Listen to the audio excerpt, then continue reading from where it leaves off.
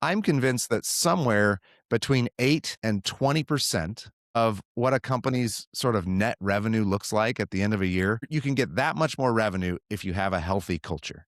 Okay. So all the stuff I talked about earlier about the things that push revenues up and drive expenses down, I think there's this invisible amount of profit, of revenue at the end of the year, that if you're just going through the motions, where everyone's running, doing 100 things, but you have an average culture, I think I'm quite confident. I know there's something that's not being captured there.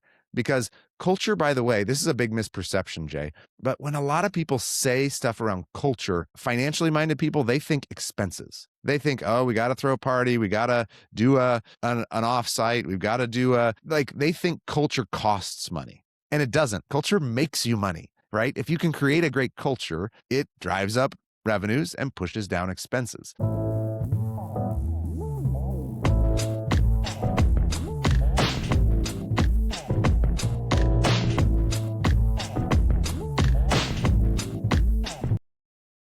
All right, welcome to the Winner Circle podcast and Happy New Year. And I'm going to say I'm excited to have you join us for an insightful conversation that is titled Building Better Culture. That's the hidden engine behind business success. So today we are joined by Brett Hoogeveen. So he's a business owner, speaker, and consultant dedicated to helping organizations unlock the true power of company culture. Brett is the co-founder of BetterCulture, where he partners with leaders and teams to build world-class workplace through strong leadership, strategic alignment, and meaningful employee engagement. I could say he has a deep experience spanning executive strategy, HR operations, and bottom-up culture development. And I can tell you for sure that Brett brings a practical and financial perspectives on how healthy company culture directly impacts productivity. Not just productivity, I can say retention and also profitability. So it doesn't just talk the culture from my research, it shows how it drives measurable business results. So in today's conversation, Brett will break down why culture is every leader's secret weapon. And he's also going to share the common mistake organizations make when trying to fix culture and actionable strategies leaders can implement to build environments where people and performance thrive together. So I'm going to say, just get on your seats, turn up the volume if you're driving, while you're driving, wherever you're listening to this podcast. So I will say, join us as we explore how intentional leadership and strong culture can become the foundation for sustainable growth and long-term success. So, welcome, Brett. How are you doing today? Hey, thank you. I'm doing great. All right, good to have you on the show. Yeah, thanks. I'm excited to be here. Yeah, you're welcome. So I can see right in your chest, isn't it? Better culture. All right. So looking at that interests me a lot because my favorite color is color blue. So, but before that, can you walk us through your professional journey and what led you to focus on company culture? Yeah. So I grew up a math and science person. I really, I was naturally drawn to engineering, to certain sciences, and even to financial types of things, to business and finance and investments. And so I didn't know what I wanted to be when I grew up, but when I went to school, I was encouraged because I was good at those things. They say, hey, maybe you should, look at something like engineering. So I did that. I decided to become an engineer. I didn't know what else to do. And as I went down that career path as a civil engineer, when I started to see what the real job looked like, what the day-to-day looked like in that field, that I was interested in the science, the philosophy,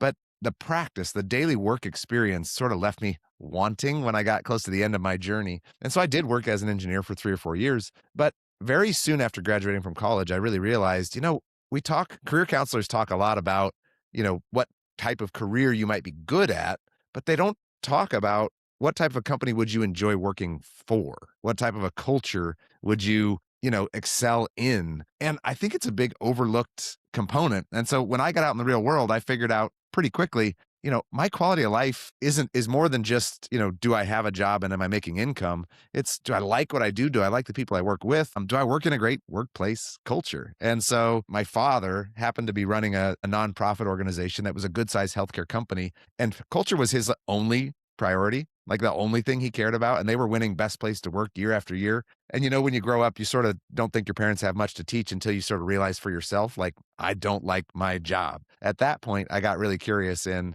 how he had built such a great place to work, and went to work for that organization for a while and really understood the value of it. And so for the last decade or so, when he was ready to retire and I was ready for a job change, we started Better Culture together to help other organizations, other leaders become better places to work. Right. Thank you so much. Looking at your profile, I see that you are, just like introduced you, I said you're the co-founder of Better Culture. So for you, what gap did you see in organizations that inspired you to build Better Culture itself? Yeah, I mean, almost every company that you talk to, when you talk to executives and you ask, does employee experience matter? Does culture matter? Almost everyone says yes. They understand that the way an employee feels about their organization will impact how they perform. But when you go one level deeper and you say, great, so what's the culture you want and how are you building it? Most companies don't really have a clear answer. And in particular, they have the squishy sort of answer, like,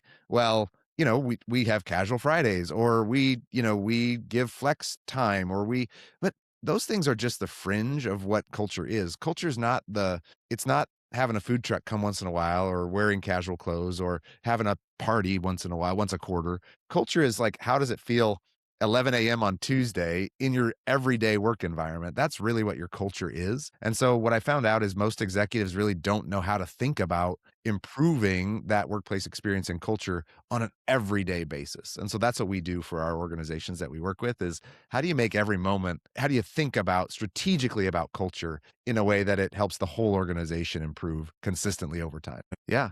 Well, so a lesson that I learned early on, when you first start a consulting business or a training business and you go out, into the world, it can feel a little bit intimidating. Like, oh boy, I don't know. I didn't know what companies exactly were doing, especially at high levels. And I can remember a meeting early on with a very big company. They were a company that was on the Fortune 500 list, and I got a chance to meet with a couple of their top folks because they had identified culture as a big priority for their business, Hmm. and they were trying to Hmm. figure out what they wanted to do about it.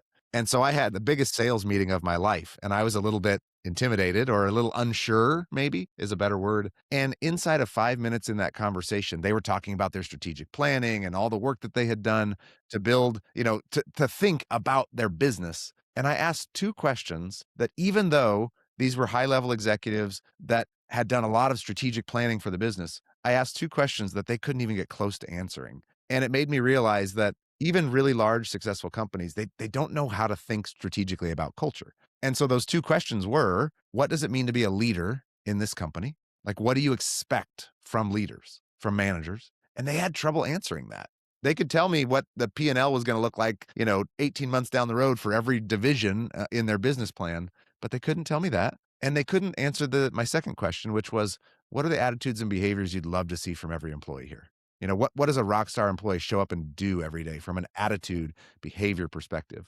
And that's the best definition for culture, is what are the attitudes and behaviors that a group of people expect from each other, right? If I come to work tomorrow, what do I expect to run into from my colleagues, from my manager? What attitudes and behaviors? That's what culture is. And this really big company couldn't answer those questions. What do we need leaders to do? And what do we need every employee to do to build this culture we want? And if you don't have that kind of a vision, you're not going to make any progress. And so I learned early on a lesson that companies need help. Hey, winners, have you got a business or brand that deserves to shine? I'm just saying this right now because I'm giving the opportunity for you to advertise on Winner Circle with Jay and connect with thousands of ambitious entrepreneurs and leaders who are about growth. It's all about growth. So whether you are advertising a product or a service, secure your slot as low as $100. So what are you waiting for? Email us at advert@winnercirclewithj.com. Here at Winner Circle with Jay, we just don't talk success, we create success. All right. See you soon. With this, and we're able to do that. What I realize is what we do at Better Culture, and part of this is, I think, because of my background and my co-founders' backgrounds, we're all sort of engineer mindsets. We're all sort of numbers, people. We like to think strategically, and that really positions us very differently from a lot of other people that do culture work. A lot of people that do culture work, their first thought is, how do we just kind of make everybody happy? How do we make sure everybody gets along? How do we do these sort of softer things? And I want people to be happy. I want people to like their jobs. I want people to be nice to each other. I want all that stuff. But the way that we think about this is really from a business perspective first, which is what are you trying to accomplish as a business? And when you start there, you get much higher level buy-in from executives, from financially oriented people, where it says, like, we'll get to culture, but the first conversation I want to have is what are the objectives of this business? What does success look like? What are you struggling with? And once we can outline that, then we can say, great, what do you need employees to do to get to that outcome? And we describe what high performance would look like. And I say, great, let's talk about how can we build a culture that encourages that high performance that you need to get you to the outcomes that you want. And that's what we do at Better Culture is we don't just help make people like their jobs, which we do, but we help companies create high performing cultures that get them to the outcomes they're looking for. So that, I hope that answers the question you started with there, Jay. But we have systems and frameworks that really focus on business success and outcomes, not just team building workshops, not just, how to have a hard conversation, not just the skills, but the strategy. Not just the skills, just the strategy. So I've been a consultant and also business coach. I've spoken to a lot of leaders, and I know that most leaders understand that culture is very important. But I know a lot of leaders, they don't prioritize it. So why do you think culture is often overlooked? 2 reasons. People miss the importance of it. And I'd love to talk with you a little bit about why it's important. They say it, but they don't really understand how it connects to all the drivers of business success. But the other reason is they don't know what to do. They say it's important, but if I say, great, how do we make it better this week? Most people don't really know what to do. So why it's important. And there's the obvious answer here, which is, let's invert the question. So let's imagine that you have an employee that you need to perform, and they don't enjoy being at work. They resent their manager. They don't have good relationships with their coworkers. They feel a lack of connection to the company and the mission of what they do. Would you expect that employee is likely to produce at a high level consistently over time? No, right? No, nobody would expect that because they're a really disengaged, unhappy employee. So what's the opposite? The opposite would be an employee that is excited about the work that they do, the mission of the organization, the people they work with, they have a good manager, they feel engaged, they feel valued, all those things. Obviously, that's going to create performance, an increase in performance. What the data shows, Jay, is not only does that make sense on a micro level when we think about one employee, but if you look at research that's been done and correlated to high-performing cultures, healthy workplace cultures, you see increases in things that drive revenue up, increases in performance, production, quality, customer satisfaction. You see increases in innovation. You see increases in things that actually make you more money, right? And you also will see decreases in expenses. You see decreases in, obviously, turnover costs is the thing that gets talked about, but decreases in absenteeism, decreases in, surprises a lot of people, but documented decreases in litigation costs, decreases in legal risk, decreases in insurance costs when employees actually care about their company's insurance and health plan, decreases in workers' compensation mod rates, increases in safety. All of these things actually, there are things that push revenue up and hold expenses down. And that's literally the definition for creating value in a business, is widening that gap between revenues and expenses. And so culture is a big value driver, but people don't see all those connections on a regular basis. People don't see those connections. So now let's look at it this way, right? For some people, when you talk about unhealthy company culture, we talk about a company where people wear t-shirts and they're playing video games and playing board games. Everybody's having fun, coffee, lunch, breakfast. How would you define a healthy company culture? Apart from all this, beyond the perks and the benefits that comes with all that. How do I define it? Is that the question? Properly. Yes, an healthy one. a healthy An one. healthy one. Yeah. So I'll just give you a really simple example. I mean, just simplest of simple. Okay. But I have a team member that I work with that is on my team who I just got off the phone with Kevin. Okay. And Kevin is a grandfather recently. He wanted to have some flexibility to help out with his granddaughter. And he came to us at the end of the year and he said, "Hey, look, I'd like to back off my schedule a little bit. I still want to be full. I want to be part of the team, but can I drop down just a little bit, from full time to like a 0.8, 0.9, just to be able to be available?"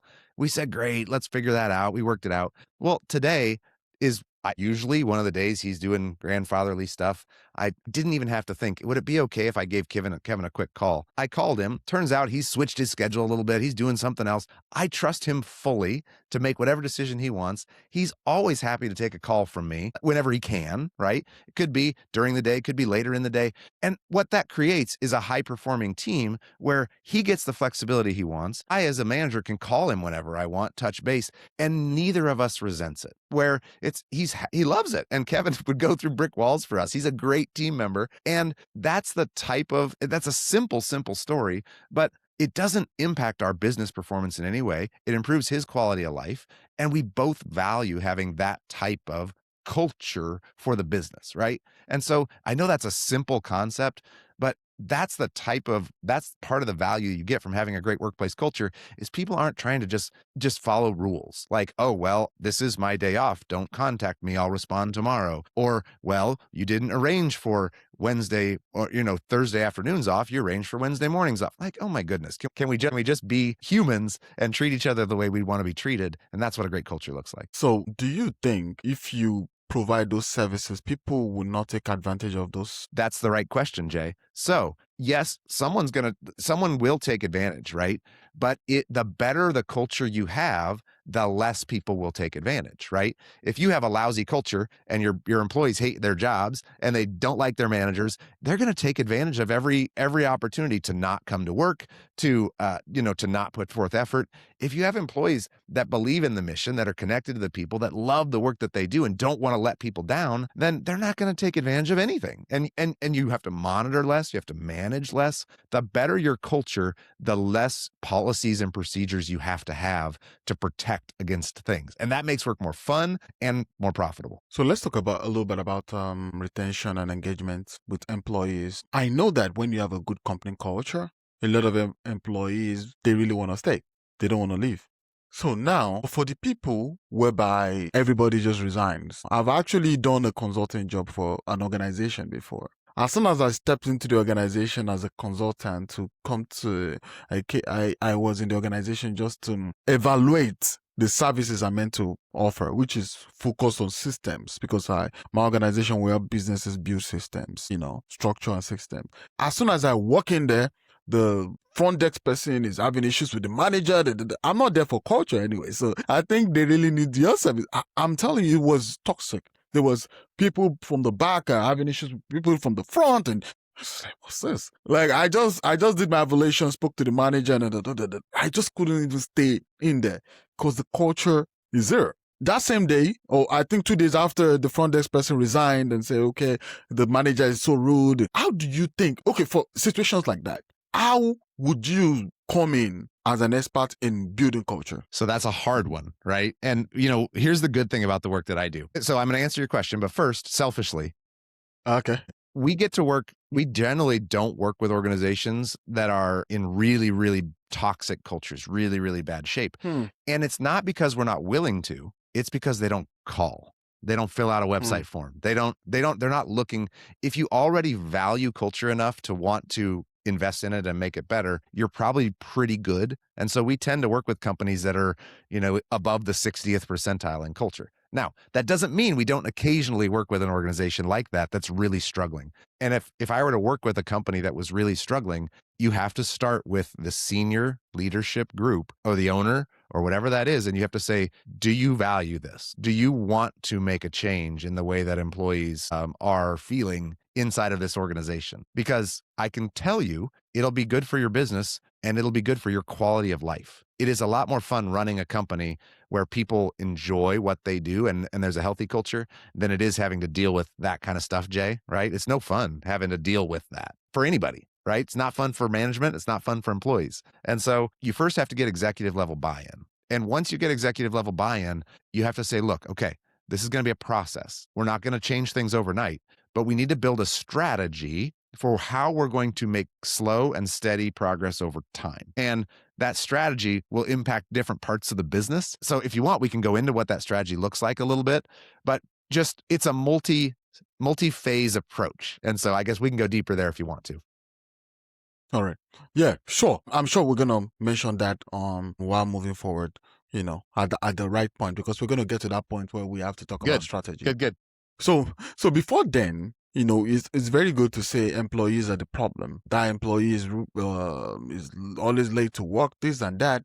But sometimes leadership role sometimes or leadership's behavior sometimes shape the culture. And that's the honest truth. So but for you now, as the expert, I would say, how can leaders unintentionally, because some don't know, how can they unintentionally damage culture without realizing it? There's a lot of ways leaders unintentionally damage culture. And most of the time it is unintentional, right? What I have found is there are quite a few so-so and even lousy managers out there. There's quite a few bad bosses. There are. But those bad bosses don't wake up in the morning saying, you know what, I'm going to be a bad boss today. I'm going to be a lousy manager. I'm going to be a bad boss to my team. No one wants to do that on purpose, but it does happen. And it happens because of a lack of awareness of how you're communicating, a lack of awareness of how your team is feeling, and a lack of skill, honestly. And what the biggest thing that managers need to learn if they want to improve their skills as a manager, okay, so this is a good time for someone to listen in and lean in if you want to get better yourself, is the first thing that has to change is your mindset around what you think your job is as a leader. You have to have the right mental model of when I think, what's my job here as a manager?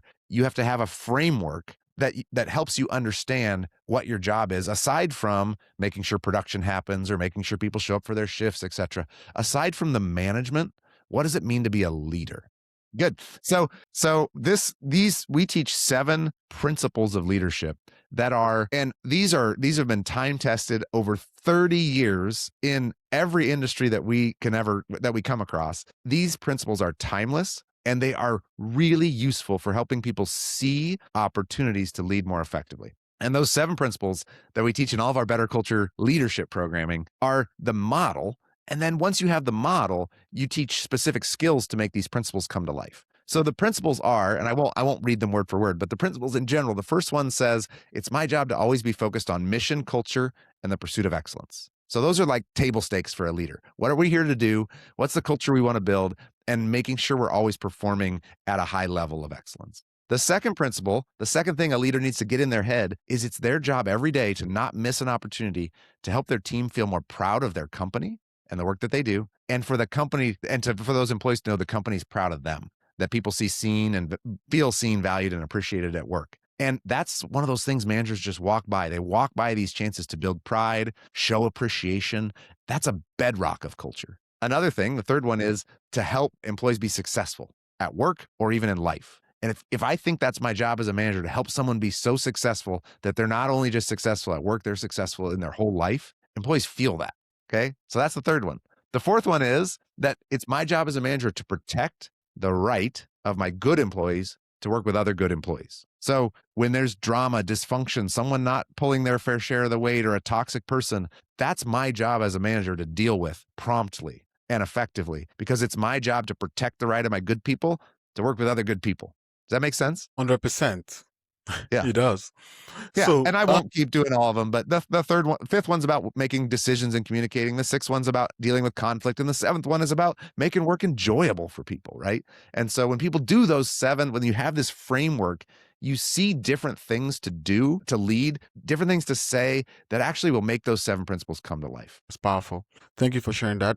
How does investing in culture pay off for business? Well, it pays off in a lot of ways. I haven't finalized the math on this, but I'm convinced that somewhere between 8 and 20% of what a company's sort of net revenue looks like at the end of a year, you can get that much more revenue if you have a healthy culture. Okay. So all the stuff I talked about earlier about the things that that push revenues up and drive expenses down, I think there's this invisible amount of profit, of revenue at the end of the year, that if you're just going through the motions, where everyone's running, doing 100 things, but you have an average culture, I think I'm quite confident. I know there's something that's not being captured there.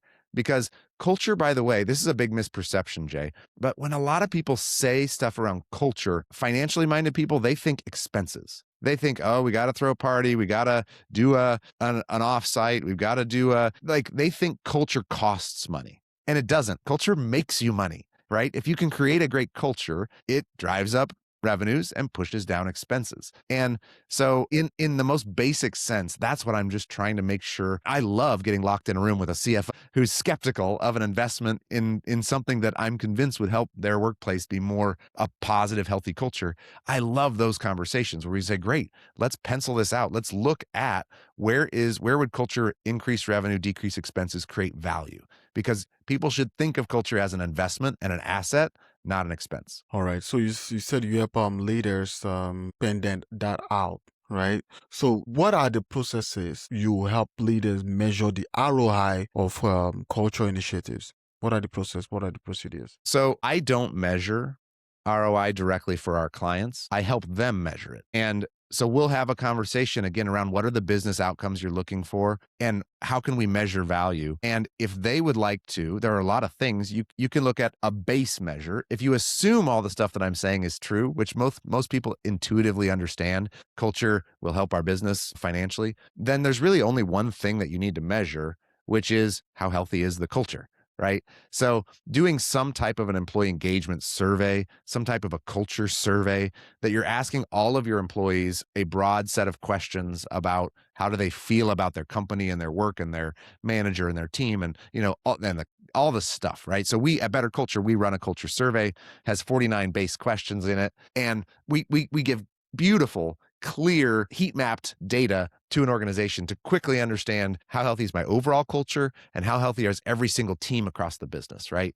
And so, Jay, that's really the only thing you need to measure if you believe that it's ultimately going to lead to business success. If you want to measure some of those other business success measures, you want to look at things like turnover rate, absenteeism. You want to look at things like customer satisfaction, like quality of your products, services, production processes, mistakes, errors, omissions. All of those kinds of things are things you can measure that will improve when you have a more engaged, committed, prideful workforce. Welcome back. Welcome back. And I want to say to everyone, I hope you're enjoying the powerful conversation with Brett Hoogeveen, CSP. I have to put CSP, yes. A leader who's helping organizations unlock the true power of company culture. And also what really stand out in today's discussion is how Brett reframe culture. And that's one thing I noticed, not as a soft concept, but as a strategic business advantage. So we are looking at the business angle of it, not just for the fun sake of it. All right. So, and if I'm going to say, I've learned a lot more than what I used to know about culture. I'm sure you do too, because culture isn't just about values on a wall. It's about behavior, trust, ownership, and how leaders show up. So for many leaders and many winners and many entrepreneurs, business owners listening today, improving culture, I know can feel a little bit overwhelming or maybe hard to measure, but I can guarantee you, if you follow all the information shared today, trust me, by the end of the year, so Brett, for leaders who know culture matters, but are not sure where to begin. So what's one practical step they can take today to start building an healthier, more high-performing workspace? Yeah. There's the simple version of the strategy, and then there's a little bit more detailed version. The simple version. The detail, please. I prefer the detailed one. Well, I'll do the detailed one. All right. Let me tell you the simple one, and then we'll spend more time on the detailed one. The simple one is you need to have a plan for how you're going to build a culture that is both built from the top down, which means leadership, and the bottom up, which means every employee. And so culture is built by leaders, but it's also built by everybody. It's built by teammates and team members. And so if you want to improve your culture, you got to tell me what are your leaders going to do differently to be more effective? So you got to do something to train leaders, to help them to give them a vision and a skill set to make their culture better than it is right now. So that's top down. And the other piece is bottom up. How are you equipping every employee to understand how they can be a better teammate, how they can invest in themselves, and the attitudes and the behaviors that'll make them a star employee and an effective ambassador of the team and the culture. And that's the simple approach, is take active steps that'll make your managers more effective, and that will help every employee be a better teammate, team member, etc. Now, so is that simple? And then I can go more complicated, Jay. All right. So you can do the detailed one, because it's very, very important for them to know this information. So about 4 years ago, I just yesterday, I facilitated a full day strategic retreat. We call this an executive culture strategy retreat. And this is one of the best investments that an executive team can make. If you say culture matters to you, you say, yeah, we know people culture, we know culture matters. It's one of our sort of business objectives. It might be on the official list of objectives, or it might be just like the sidecar that's like, and we always know culture is important and the way we treat our people is important. But what very few executive teams spend time building a strategy about how are we going to drive consistent improvement in culture. At BetterCulture, we use a model we created called the Culture Driver Model to help executive teams build a strategy for continuous improvement on their culture. And the way you think about that is you break your company down. And if you're a medium or larger size business, then this framework works for you. If you're a small business, you'll have less pieces. But there's 5 parts of a company, 5 processes, 5 levels that you just have to have a plan that says, what's our plan for improvement in each of these areas in a way that will improve culture? And those 5 areas are our executive team. Okay. How healthy is the team? How clear are they on the culture we want to build? And how effective are they, candidly, as individuals of championing, supporting, reinforcing that culture, right? So number 1 is, what can we do to get our executive team performing at a better level as ambassadors of the culture we want to build? Okay. That's number 1. Executive team, alignment, vision, commitment, and individual even skill sets. And we don't change this overnight, Jay. We say, look, this is a 3 to 5 year strategic plan. So we're going to make little steps in each of these 5 areas to get better and stronger. So how can the executive team get more effective on building and enforcing culture over the next 1, 3, 5 years? So, and again, this was yesterday. I mean, this was a large company. I mean, 10,000 plus employees around the world, and their top 6 people gave my partner and I a full day to do nothing but talk about how could we build a strategy for the business that would help us make consistent and steady progress over time, right? So step 1 was their exec team. Step 2 is management across the system. And we look at management across 3 levels in a big company. We get data on how effective are your frontline leaders, how effective are your mid-level leaders, and how effective are your senior level leaders that aren't part of the executive team. And we have a conversation about that. We're like, where are they strong? Where are they weak? What opportunities do we have? What does a great leader look like? And we have a conversation about, if you were to invest in, how big of a priority is it to improve the management capability of those leaders? And if so, where, right? And we have a conversation about what skills are lacking, what skills are important for the business strategy, and what are you doing currently for leadership development, right? And oftentimes that exposes some gaps and some things that, you know what, we're not really effectively developing our leaders in this way or that way, et cetera.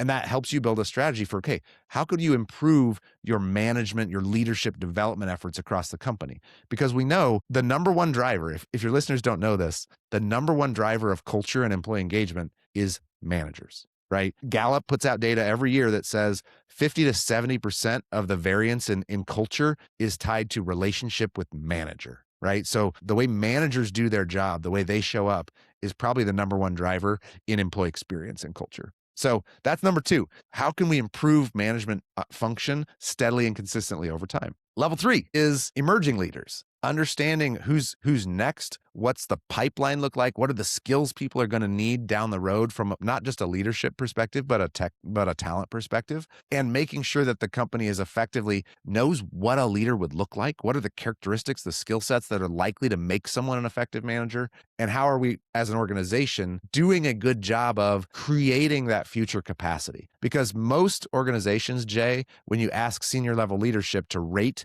how confident they are in the the next level of leadership, there's usually a pretty big gap. They're concerned. They're like, ugh, if we lost these key people, we're not sure if the business is ready. And so having a focus on, okay, how do we continuously get better at identifying and developing future talent is important.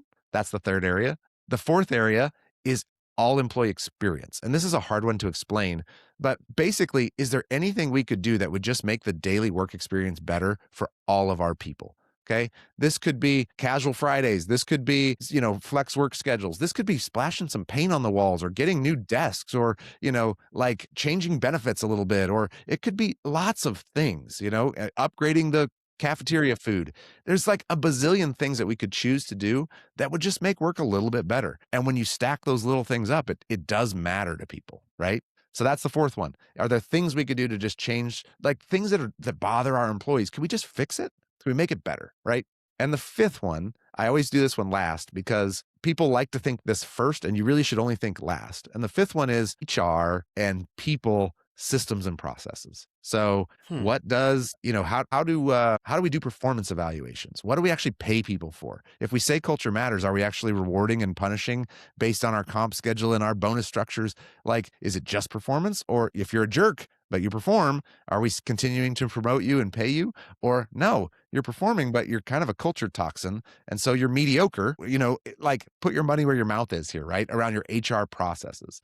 And this is employee onboarding. This is, all the stuff that HR and your people team sort of creates that bookends the employee experience over time. Many of those processes could be improved to improve the outcomes that the business is looking for. So you have a conversation about all five of those areas, Jay, and you identify maybe out of all five of those areas, 5, 6, 7, 8 priorities for the business.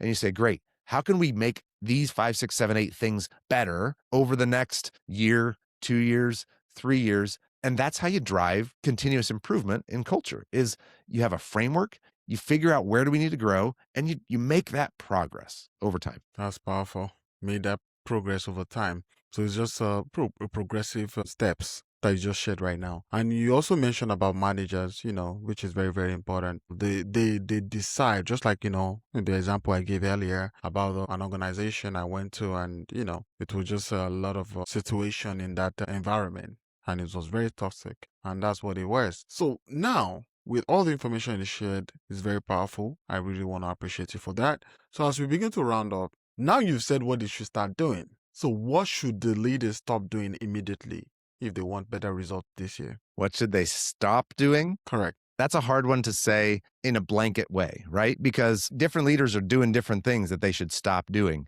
It is a good question, though. For anyone listening, you should reflect on it yourself. Are there things that I'm doing that are standing in my way of being a good leader? Sometimes that could be things like interrupting, assuming you know what question someone is asking or what point someone is going to make, rushing through conversations, whether that's with a whole team or with an individual. Mistakes could be your level of intensity or directness. You might be too aggressive, too intense, too sure of yourself. You might be not confident enough. You might not be projecting enough confidence for your team. It really varies. There's probably 25 other things that we could come up with together that managers could stop doing, but it is part of the right question. We can get better by addition, new skill sets, new frames of reference, new things that we're going to learn to do. We can also get better by subtraction, by stopping doing the things that are driving my team nuts, that people don't appreciate. And either one of those things will help you be a better leader and it'll help build a better culture. Thank you for sharing that. There's a lot of things they need to stop doing, but just take it this way. Anything you shared earlier, all right, that focuses on they doing better, they should look at the opposite of that and stop doing the opposite. You need to focus on how you can work with your HR to build a better culture. When it comes to employee engagement, because some organizations, you come in late, you're fired instantly. And it's just straight up to the point. We're going to give you the first warning, second warning, fire. Some organization, what they do is, once you don't yield to the bidding of the manager knows everything. Whatever the thing you want to add or the knowledge you want to add, it doesn't count. So, which is another culture. So do you have something to say about that? I do. I want to use those 7 principles I mentioned earlier in this type of a scenario, right? So the way a manager like that, if they're going to make progress, if they care about culture, the way they're going to make progress is with their mindset on what does it mean to be a leader? What's my job, right? And where a leader like that is struggling is they're not understanding the value of culture and what a good healthy culture would look like, because they're kind of making it hard. But it's okay to hold employees accountable. It's okay to say we can't Of be course, late, yeah. got to be on time, right? Yeah, of course, As yeah. long as you're clear with those expectations ahead of time. But here's what I think the number one thing that type of a manager is missing. And it's that third principle I mentioned earlier, which says it's your job as a manager to help people be successful at work and in life. And if you really believe it's your job to help people be successful, how is it helping them be successful to say, you're late, you're fired? That doesn't help anyone be successful, right? What you need to do is say, hey, I want to make sure that if this is an employee that you feel like is a good fit, okay, there's always the use cases where you're like, this was a hiring mistake and we need this person to be gone. But that's not most employees, right? If this is an employee that has potential to be a good employee, you say, look, hey, I want to make sure you understand why it's so important you get here to work on time. Could we talk a little bit about, is there anything standing in your way that I could help you problem solve through, et cetera? Because I want you to be successful. I want you to get here on time, right? And employees feel that, Jay. I mean, if you communicate that way, where the employee can see you want them to be successful, it changes the way the employee feels about their job. It changes their performance, right? And so that's what a manager who is operating in this transactional way is missing, is it's their job to care about their people and their people's success. And once an employee knows that their manager cares about them and their success, the employee is going to start caring about the company's success, right? And so this is a... Hey, winners, as we continue our journey together today, I want to share something truly special with you. Over the years, I've had the privilege of coaching countless business owners, entrepreneurs, leaders, guiding them to achieve breakthrough results and unlocking their full potential. So I'm opening up just 4 slots for my monthly business coaching program. That's right, 4 slots. After being fully booked for the past 3 years, if you're ready to elevate your business with personalized guidance, proven strategy, and a supportive community, I'm here to help you navigate challenges, refine your vision, and achieve your goals. So if you're committed to taking your business to the next level, I want to hear from you. Reach out to me directly at jay@winnercirclewithj.com and discuss how we can work together to build the future your business deserves. So don't wait, this is your moment. Join Winner Circle and let's embark on this transformative journey towards success together. And now let's dive back into today's episode. You get back more than what you put in as a manager to help your employees truly be successful. Your employees then start wanting the team to be successful. Thank you so much for sharing that. It's just like the word garbage in, garbage out. Yeah. I think that's the introduction of computer way back then. Whatever you put inside the computer, the information it gives you back. So as we begin to round up on the last words, how can people reach out to you? And another thing we also often do is to ask, like, if people want to learn more about this information that you share today about better company culture, how can they reach out to you? Yeah. And this is a question to you. Thank you. So a couple things, Jay. So number one, whenever I come on a podcast, I always want to try to give anyone who took the time to listen, I want them to have a resource they can take with them. And so my team actually created a landing page just for your show, just for the Winner's Circle with Jay. And so if people will go to betterculture.com/winners circle, you will find a free resource that we've put together just for this show, which is called our People Leader Checklist. And all the stuff we've talked about today, Jay, like there's a lot managers can do to be more effective at building these cultures. But the big first step that people miss sometimes is, are we putting the right people in leadership roles? Who's predisposed to be a good manager? And so what we built is this people leader checklist that's 21 sort of characteristics to look for in someone who's likely to be a good leader and manager. And you can use this to promote people into the right spots, or you can use this to help develop your current leaders. Like, could we do more of these things, right? And so if you go to betterculture.com/winners circle, you can download that free resource. It's a great resource. So that's number one. Number two is you can find me on LinkedIn at just look for Brett Hoogeveen. You do have to figure out how to spell that, but I'm the only one on there. Or you can go to betterculture.com and find a lot of free resources on our Insights tab. We are on a mission to make the world a better place to work.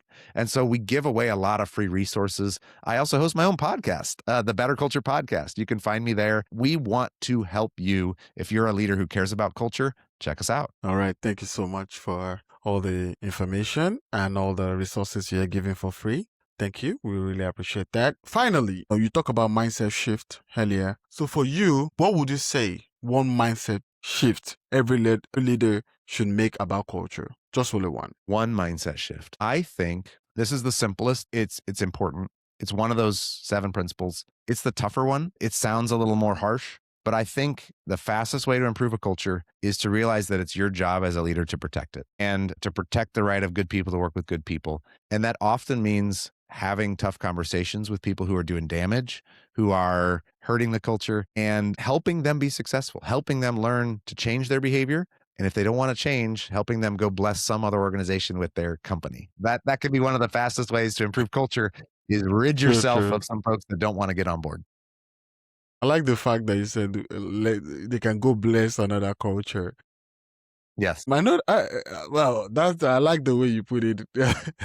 I know one organization that has issues with culture, and which is mostly governmental agencies. I don't know, when you deal with DMV, I don't know if it's the same DMV, if you try DMVs are they don't want to hear you out, they're rude and all that. A lot of people talk about it. I don't know for other states, but where I am, it's like that. How do you think they can improve their culture?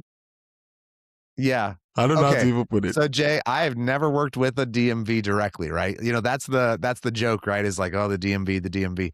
I'd love the chance to work with a DMV. I've never done that. I've worked with a lot of industries, but not that.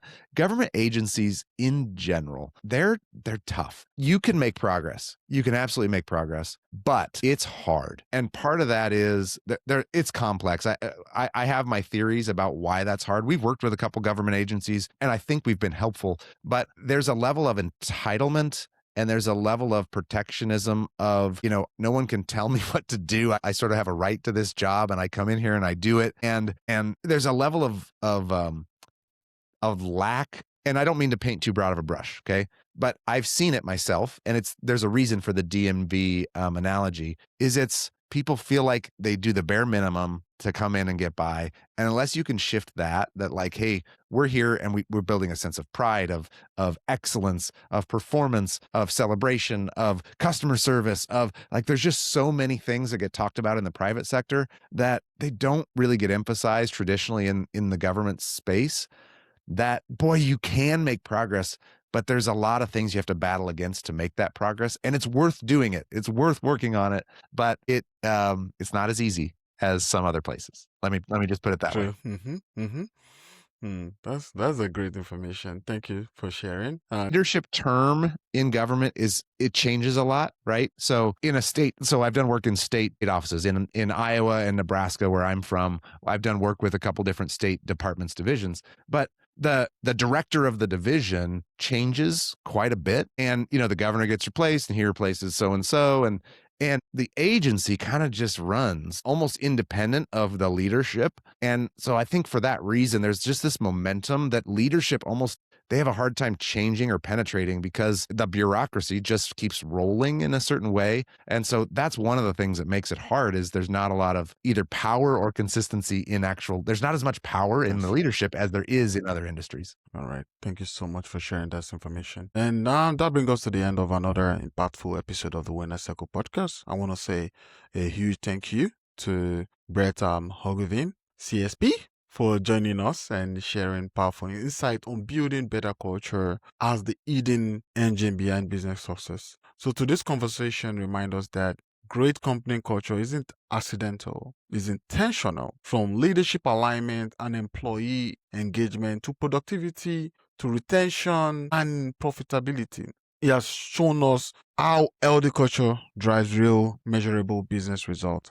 So whether you're leading a startup or scaling a growing team or managing a large organization, the lessons shared today offer a clear reminder: when people feel supported, aligned, and empowered, performance naturally flows. It will flow and it will follow. So if this episode resonates with you, I want to say don't forget to subscribe, rate, and review the Winner Circle podcast on all your platforms, because your support helps us continue bringing you meaningful conversation and actionable leadership insight from experts around the world and around the United States. So be sure to connect with us on social media and share your key takeaways and questions from this episode. And also check out Brett's platform. He shared it earlier. So make sure if you missed that, you just rewind and get the information, and you can get some free resources that he has shared through the platforms. So winning for us at Winner Circle is all about intention, strong culture, and consistent action.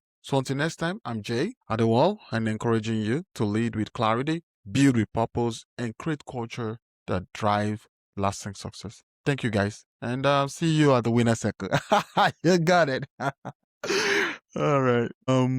Okay. Thank you, guys. All right.